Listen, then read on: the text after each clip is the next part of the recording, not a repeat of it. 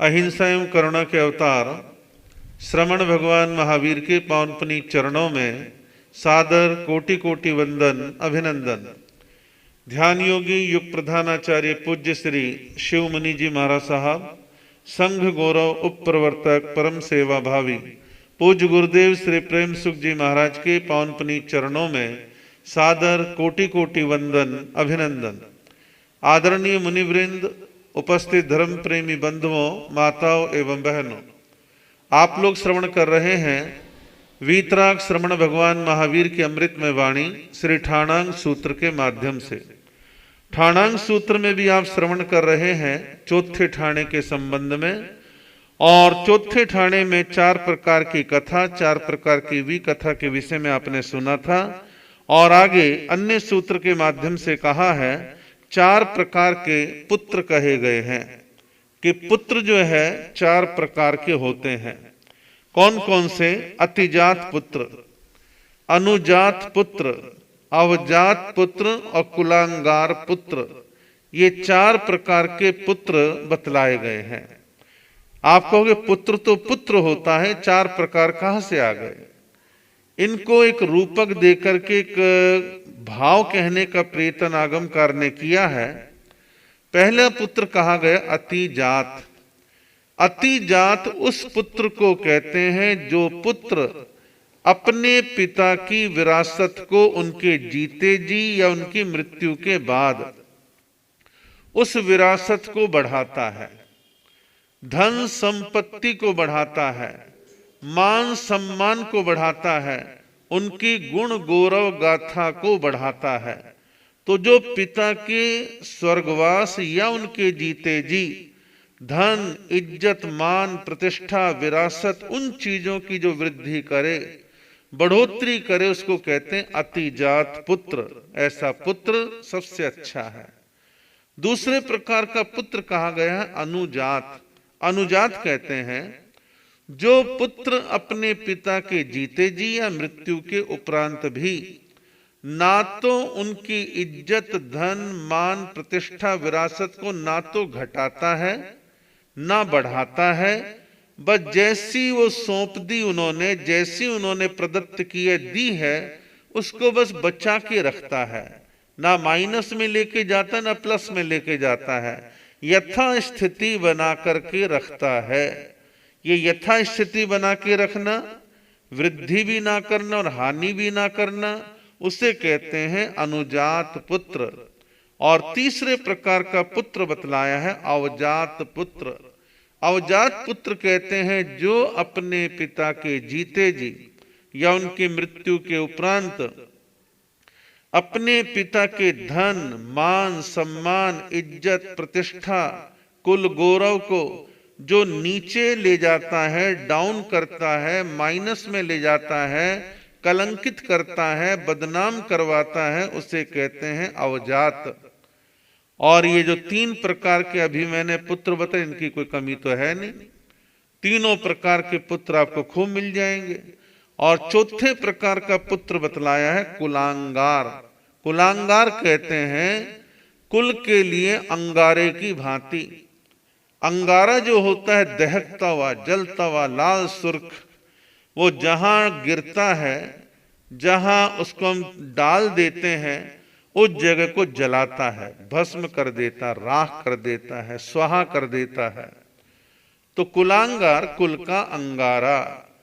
कुछ ऐसे कर्म योग से पुत्र घरों में, परिवारों में जन्म ले लेते हैं जो घर में कुलांगार का रूप ले लेते हैं, सारे कुल खानदान को बदनाम करवाते हैं।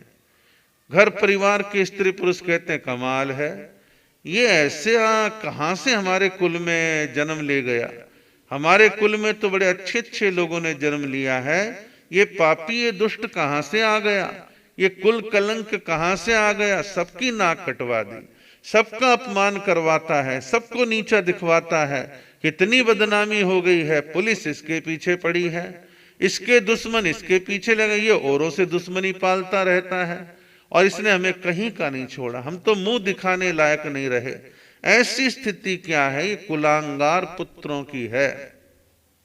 जो कुल में अंगारे की भांति बन जाते हैं, गैंगस्टर बन जाते हैं, लोगों के मर्डर करते हैं, मारने के नाम की सुपारी लेते हैं, दिमाग में भूत सवार है, दुनिया मेरा खौफ खाए, दुनिया मेरे नाम से डरे और मैं किसी से डरने वाला नहीं, पुलिस हो, नेता हो, अफसर हो, मैं किसी से घबराने वाला नहीं, फिरौतियां मांगता है, डकैतियां डालता है, अपहरण करता है, ये सारे दोष कुलांगार में उत्पन्न होते हैं। अभी कानपुर में जो दुबे कांड हुआ तो उसके माता पिता का इंटरव्यू लेने के लिए पत्रकार है, मीडिया वाले पहुंच ही जाते हैं और दोनों माता पिता बिल्कुल बूढ़े हैं, इस समय 75 साल के इर्द गिर्द होंगे। मरने से पहले मरने के बाद दोनों समय के इंटरव्यू देखो, माता पिता बड़े खेद के साथ कह रहे हैं अच्छा है मर जाए, अच्छा है मर गया, और ये तो कुल कलंक था, पापी था, दुष्ट था, ऐसा था, वैसा था। माता पिता के मुख से अपने ही पुत्र के बारे में ऐसा निकल रहा है। क्यों निकल रहा है? क्योंकि वाक्य उसने मन दुखाया है, वाक्य कुल कलंक है और वाक्य कुल का अंगार है, कुल को जलाने वाला, नष्ट करने वाला है, कुल की कीर्ति को कलंकित करने वाला है। तो कुलांगार ऐसे भी पैदा होते हैं। कई बार समाचार पत्रों में पढ़ने में आता है कि जम्मू कश्मीर, केरल, कर्नाटका या कभी कभी हमारे उत्तर भारत में यूपी, बिहार वगैरह वगैरह में कुछ बहके हुए, भटके हुए, उत्तेजना से भरे हुए, प्रतिशोध में भरे हुए नौजवान मुस्लिम नवयुवक आतंकवाद की राह पकड़ लेते हैं, आतंकवाद की राह पकड़ लेते हैं। माता पिता कुछ तो बूढ़े हैं, कुछ इतनी नॉलेज नहीं है, उनका बेटा कहां भटक गया कई बार मालूम नहीं पड़ता। तो जो आतंकवाद की राह पर बढ़ जाते हैं, लोगों को मारना प्रारंभ करते हैं और जांच की प्रक्रिया में जब ये मालूम पड़ता है कि अरे फला का बेटा, फला का पोता वो तो आतंकवादी बन गया, इतने लोगों को मार दिया, और पुलिस जब उनके घर पर आती है और उन बुजुर्गों को बतलाते तुम्हारे बेटे ने, पोते ने ऐसा किया, या कई बार घर वालों को ही पुलिस वाले टॉर्चर करना प्रारंभ कर देते हैं, तो ऐसे में उनके माता पिता कई बार बड़े दुखी होके, और वाकई में कईयों को पता भी नहीं होता, कईयों को पता होता है, कईयों को पता नहीं होता, तो बड़े दुखी मन से कहते हैं ऐसे को फांसी चढ़ा दो, गोली मार दो, खत्म कर दो, हमें तो सपने में भी ख्याल नहीं था कि वो ऐसा राह भटक जाएगा, हमने ऐसा सोचा भी नहीं था। तो ऐसे ऐसे जो लोग हैं वो सब कुल कलंक हैं, कुलांगार हैं। ये 4 प्रकार के पुत्र बतलाए, अतिजात, अनुजात, अवजात और कुलांगार। इन 4 में से सबसे उत्तम पुत्र है अतिजात, जो माता पिता के गुण, गौरव, यश, कीर्ति, धन, संपत्ति, मान, प्रतिष्ठा इसकी वृद्धि करते हैं। और कई बार तो बच्चे इतनी तरक्की कर जाते हैं, बच्चों के नाम से माता पिता को पहचाना जाता है। बच्चों के नाम से जब माता पिता को पहचाना जाता है तो माता पिता उसमें हीन भावना महसूस नहीं करते, बल्कि गर्व महसूस करते हैं कि हमारे बच्चों ने इतनी तरक्की करी है कि लोग बच्चों की वजह से हमें पहचानने लगे हैं। तो ऐसे जो पुत्र हैं अतिजात, वो आदरणीय है, सम्मान्य है, और किसी पुत्र को बनना है तो ऐसा पुत्र बनने का प्रयत्न उसको जरूर करना चाहिए। आगे अगले सूत्र में कहा है 5 कारणों से जीव दुर्लभ बोधि बनता है। 5 कारणों से जीव दुर्लभ बोधि बनता है। दुर्लभ बोधि, सुलभ बोधि, ये 2 शब्द हैं। आपने दुर्लभ बोधि को समझ लिया तो सुलभ बोधि को अपने आप समझ जाओगे। दुर्लभ बोधि कहते हैं जिसको बोध की, ज्ञान की प्राप्ति ना हो, कठिन हो या बहुत देर से हो, उसे दुर्लभ बोधि कहते हैं। संतों ने खूब समझा लिया, माता पिता ने खूब समझा लिया, खूब प्रेरणा दे ली, लेकिन कोई परिवर्तन नहीं आ रहा। जैन स्थानक, जैन मंदिर, जैन उपाश्रय, जैन त्यागी भवन के इर्द गिर्द अड़ोस पड़ोस में घर भी है। माइक की आवाज घर तक भी जाती है। सुबह शाम कभी ना कभी साधु संत अपनी आवश्यकता के लिए उस घर में आहार पानी इत्यादि के लिए आते जाते भी हैं। लेकिन घर का ही एक मेंबर है, साधु आते हैं तो बच के दूसरे कमरे में चला जाता है, साधु आते तो सोया पड़ा रहता है। कई बार संतों ने टोक लिया, संतों ने कह लिया, अरे भाई चातुर्मास चल रहा है, हम बहुत दूर से चातुर्मास करने के लिए आए हैं, देखो दुनिया आती है, प्रवचन होते हैं, तुम भी आया करो। हाँ हूं करेगा, प्रमाद करेगा, बात पर ध्यान नहीं देगा, टाल मटोल करेगा, झूठे बहाने रचेगा और खूब कहने के बावजूद उसमें कोई परिवर्तन नहीं आता। ये जो दुर्लभ बुद्धि वाले होते हैं उनको समझा समझा करके आप और हम या कोई भी है थक जाते हैं। और मूलतः दोष उनका नहीं, कुछ उनके कर्म ऐसे हैं कि उनको प्रतिबोध होने ही नहीं देते। अभी उनका अच्छा समय नहीं आया है। परिणाम यह कि वो लोग धर्म वरम देव गुरु धर्म सबसे पीछे रहते हैं। तो ऐसे जीव जो दुर्लभ बोधी हैं, खूब समझाने के बावजूद भी धर्म की बात उनके पल्ले नहीं पड़ती या पढ़ने की कोशिश नहीं करते हैं, तो उसके 5 कारण बतलाएं जिनकी वजह से वो दुर्लभ बोधी हो गए। ऐसा कहते हैं, पूर्व जन्म में जिसने कभी अरिहंतों का अवर्णवाद किया हो, अरिहंतों का अवर्णवाद करने से जीव दुर्लभ बोधी बनता है। अरिहंतों की निंदा, अरिहंतों की बुराई, अरिहंतों की आलोचना और उनके बारे में अनर्गल बात कहना, सोचना आदि, जो ऐसे अरिहंत भगवंतों का अवर्णवाद करते हैं, निंदा आलोचना इत्यादि करते हैं, वो दुर्लभ बोधी बनते, उनको बोध की प्राप्ति नहीं होती।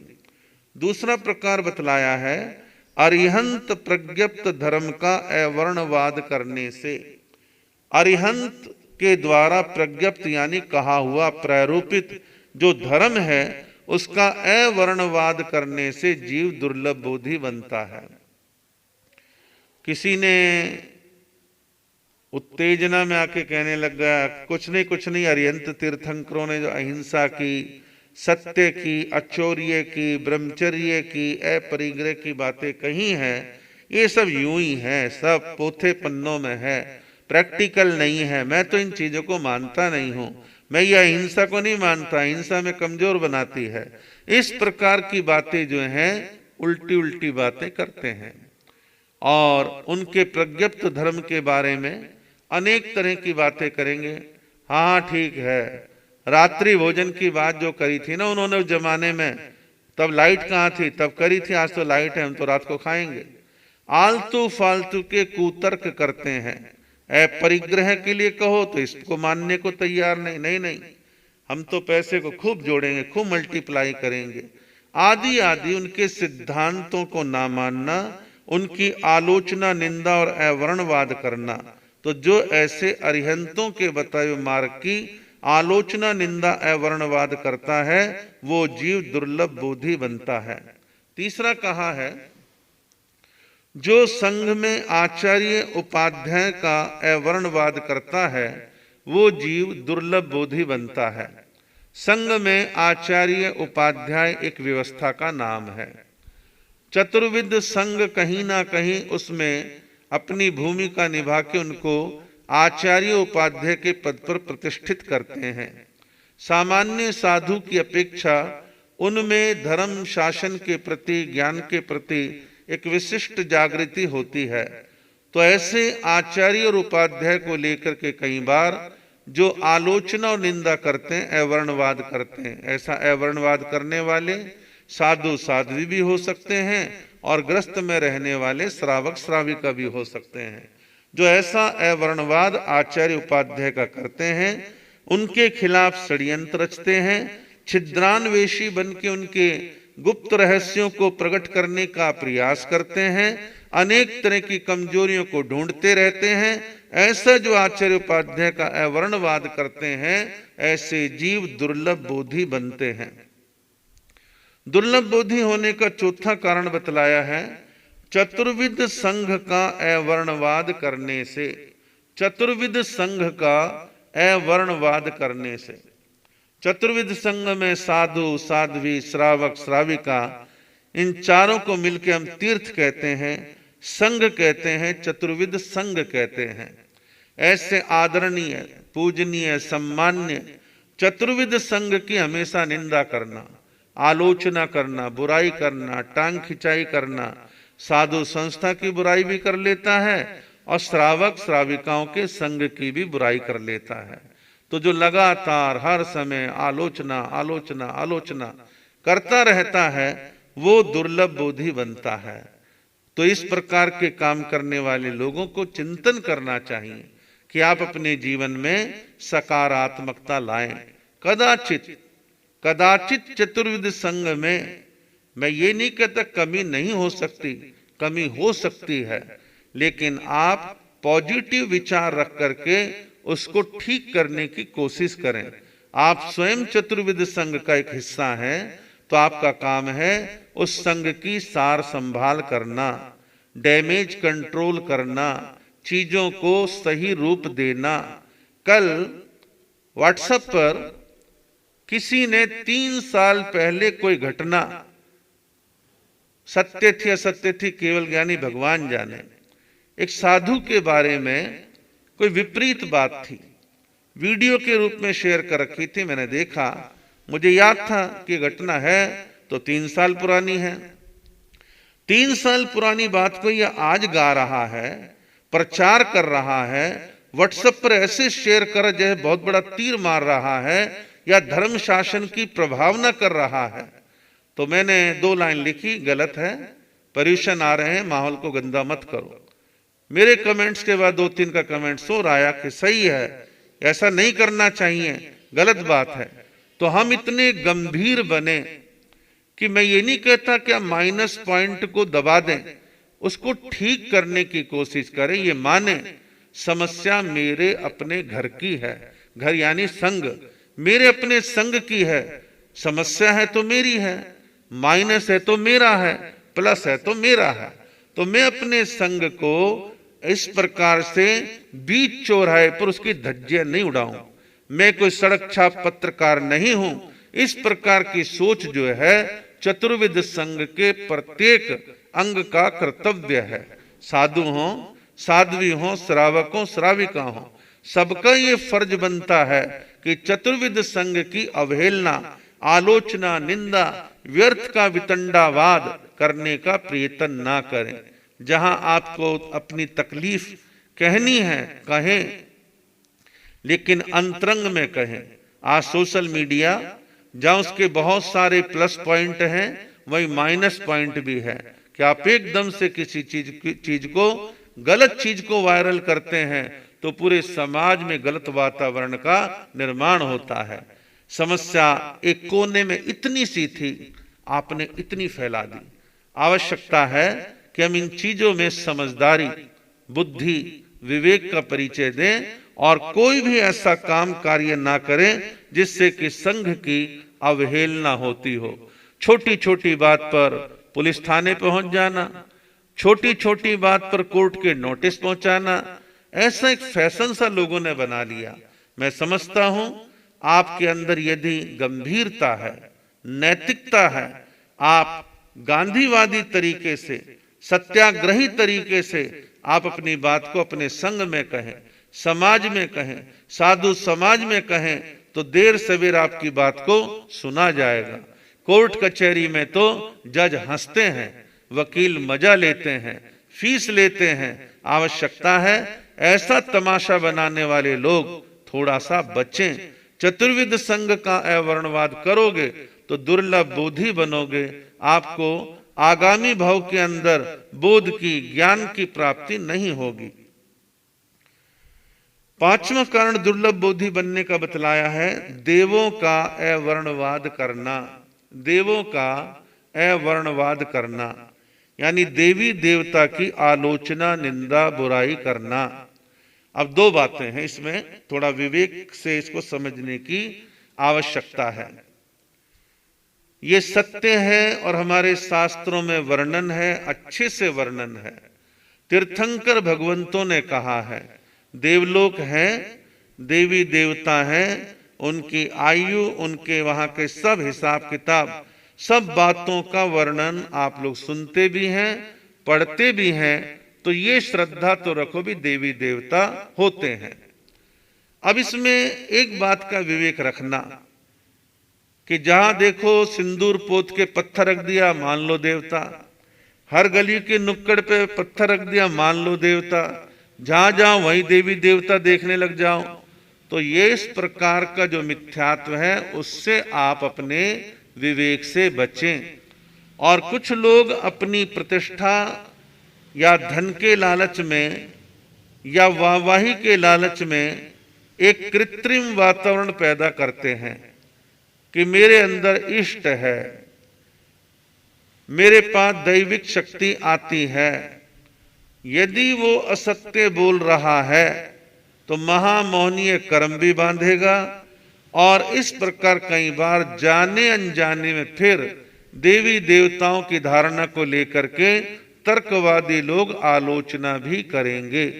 आवश्यकता है हम सही स्वरूप को समझें और व्यर्थ में देवी देवताओं के लिए अनर्गल वचनों का प्रयोग ना करें और ऐसे कोई भद्दी भाषा का प्रयोग ना करें।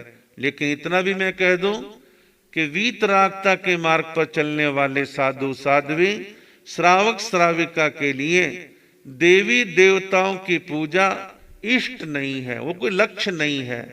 कोई सांसारिक कामना से बंध करके कुछ चीजें करे, वो उसकी मर्जी हो सकती है, लेकिन आपका लक्ष्य है परम पद निर्वाण, मुक्ति की प्राप्ति, मोक्ष की प्राप्ति। ये आपका टारगेट है, ये आपका लक्ष्य है। इस लक्ष्य की ओर बढ़ने का विशेष ध्यान देना चाहिए। तो ये 5 कारण बतलाए हैं दुर्लभ बोधि के, कि जिनको आसानी से ज्ञान की, बोध की प्राप्ति नहीं होती, उन्हें दुर्लभ बोधि कहते हैं। एक ठीक इसके विपरीत सुलभ बोधि। सुलभ बोधि कहते हैं जिनको बोध की प्राप्ति आसानी से हो जाती है। कि सड़क चलते महाराज मिले, महाराज को वंदन नमन किया, महाराज ने संक्षिप्त परिचय पूछा और ये कहा भाई आया करो, प्रवचन होता है। अच्छा महाराज कितने बजे होता है? इतने बजे। अच्छा मैं कल से आता हूं, मुझे मालूम नहीं था। उसे हल्की सी प्रेरणा दी और वो काम करने लग गया। महाराज ने प्रेरणा दी, देखो भाई तप करना अच्छी बात है, जितनी आपकी शक्ति है उतनी तप की आराधना करो। वो कहता हाँ महाराज आपकी आज्ञा है, मैं तप जरूर करूंगा। महाराज ने कहा कि देखो भाई स्वाध्याय करोगे तुम्हें ज्ञान होगा, तो तुम थोड़ा बहुत स्वाध्याय किया करो। वो ग्रंथ पुस्तक साहित्य पढ़ने लगा और जीवन में धीरे धीरे ज्ञान की प्राप्ति करने लगा। तो जो सुलभ बोधि जीव होते हैं वो तो संकेत मात्र समझ करके जल्दी से प्रतिबोध को प्राप्त हो जाते हैं। उनको जगाने के लिए हांगा ताकत लगाने की जरूरत नहीं पड़ती। उनको तो हल्की सी प्रेरणा दे दो, फौरन विनयवान की तरह आपकी बात को मानने के लिए तैयार हो जाते हैं। और दुर्लभ बोधि बहाने, तर्क वितर्क, अनेक तरह की चीजें करता रहेगा और समय को टालता रहेगा। आवश्यकता है कि हम अपने जीवन के अंदर सुलभ बोधि के मार्ग पर तो बढ़ें, लेकिन दुर्लभ बोधि हम बने ऐसा प्रयत्न हमें नहीं करना। इन 5 कारणों को अपने जेहन में बैठाएं और इनको त्याग करने का भाव रखें कि हमें ऐसा कोई भी कार्य नहीं करना है।